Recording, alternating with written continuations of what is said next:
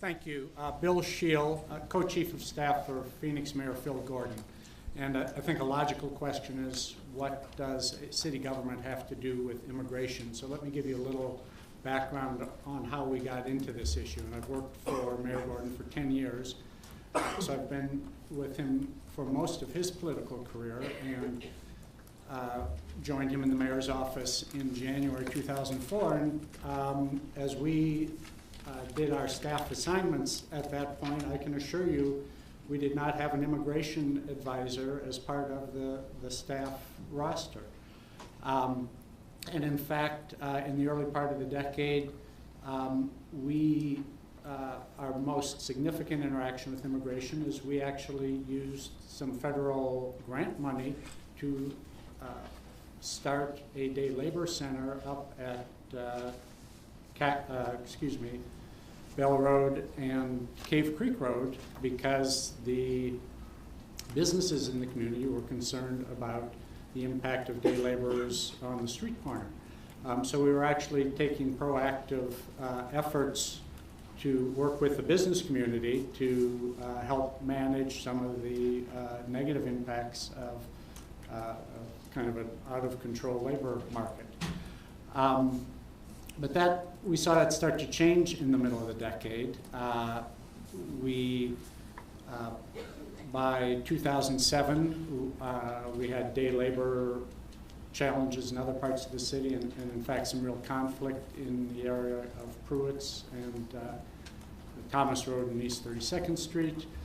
On the larger political level, Congress was continuing to fail to pass immigration reform. Our legislature had started to pass a number of immigration bills, but they were being vetoed by Governor Napolitano. And so we were feeling pressure on the local level to deal with the issue, because immigration activists could not get through Governor Napolitano. And then in 2007, we had a real tragedy. Phoenix police officer Nick Erfley was shot and killed over here on the east side by a young man who turned out to be an illegal immigrant. And that really inflamed the community. Now, the fact that this murderer had in fact been arrested previously by local police departments, had a long felony record, had been processed for deportation through our county jail system, had in fact been deported. So local police and county had done everything they should do, and this person was able to come back across the border to actually kill a police officer, kind of got lost in all of that. And again, it seemed like local police was being blamed when it was clear we had done everything we could, and in fact this porous border that we've acknowledged many times here today was the issue. Nonetheless, the immigration issue really started to flare. Pressure was really put on the public safety side. I want to talk now kind of about the costs of that and the impact of what that has meant to the city. So we went through a long evaluation process of how police dealt with individuals that did not have immigration documents or appropriate immigration documents, and in fact created a system where previously, where we had always been targeted on serious criminals and potential felons or people involved in serious crimes or felonies, we're at a very good system to make sure those people got referred to ICE and then processed for deportation or imprisonment. That policy, because of a lot of pressure from many venues, including our own police union, that policy was revised to now cover all crimes, including misdemeanors. And that's been in force for now about 3 years. The impact of that has been thousands of people whose only crime may be going 20 miles over the speed limit are now being taken to Maricopa County Jail if they do not, if they're not able to prove their citizenship. They are then processed through the county jail system, found, referred to ICE if they don't have the documentation, and deported. The officers who previously had been out on the streets fighting criminals are now involved in a 4 to 6 hour process of transporting this speeder downtown, sitting with them through the booking process in order to make sure that goes appropriately, thus incurring tremendous costs to the police department budget. The jail costs run about $100 a night, so we're adding to the city budget significantly through that entire process. So just to follow up on Al's point, instead of saving money through this process, in fact, it is costing city taxpayers tens of millions of dollars. And these policies now have been pretty much uniformly adopted by every police agency in the state, so that is now the de facto state policy. We have worked very hard to try to keep our focus on going after the worst of the worst, the smugglers, the drug cartels, and that has always been our focus. And on that note, I want to recognize Councilman Claude Maddox, who's here, who's chair of our Public Safety Committee at the City Council. And Councilman Maddox has been a strong voice for keeping that focus on criminals as opposed to people who aren't, who have an overstayed tourist visa. But it has been a challenge for us. Some of this additional legislation that's being discussed would take it even further to the point where we would have to have immigration checks at our libraries and swimming pools. That's specifically House Bill 1611 would require that. So that is something we all need to be very worried about.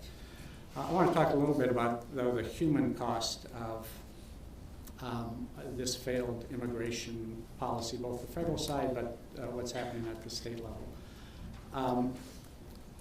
We heard about a year ago about a young girl, honor student at North High School, 17 years old. She was driving in Central Phoenix one night. Her car had a headlight out.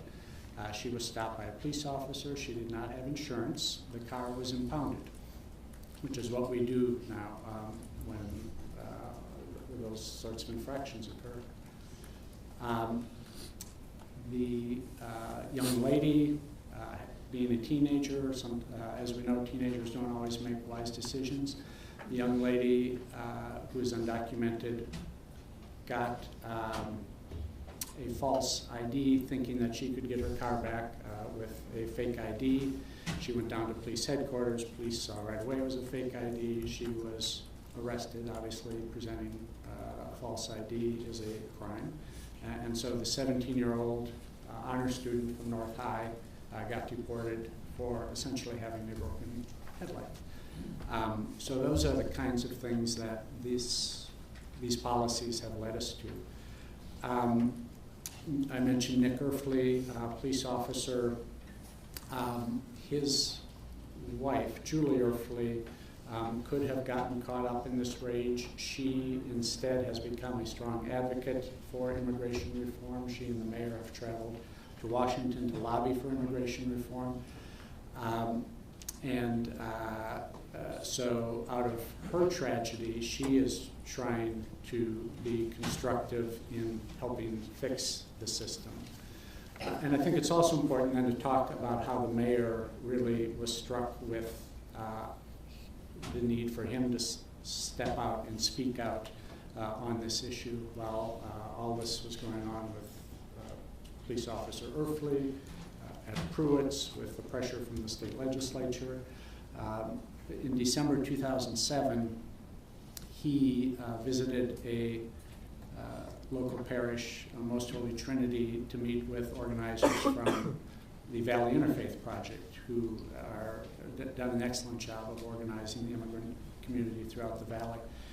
And he had the opportunity to sit and talk with families whose family members have experienced all of these things, who were being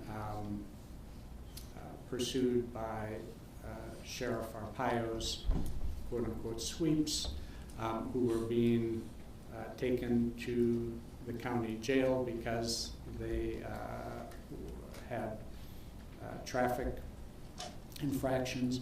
And he saw the anguish and the heartbreak and how families were being broken up, and also the economic impact on the community. And that's when he saw the need to speak up, when he got engaged, started going to Washington, became involved in the Conference of Mayors, and is now leader of that organization's effort and working with Mayor Bloomberg in New York on the national scene to help reform the national level.